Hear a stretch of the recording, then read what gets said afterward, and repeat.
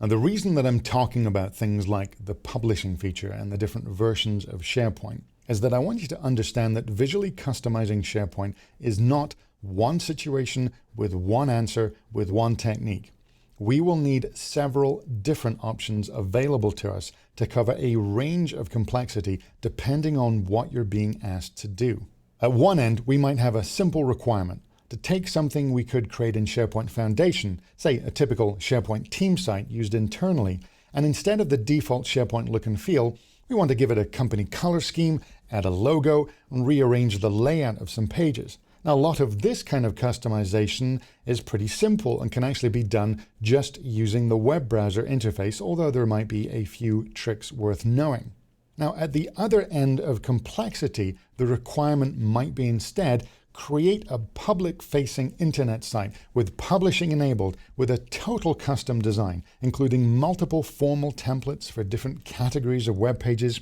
and the ability to schedule content and control the approval of content, and where anyone viewing this site would have no idea it's being generated by SharePoint. And we can do that too, but that will require a whole different set of techniques and a lot of work in SharePoint Designer. So in between these two, as you'll see, there's a range of different options, all of which we're going to cover by the end of this course. But we're going to start from the basic options, covering first what can be done just using the browser itself, which is often more than what most people realize.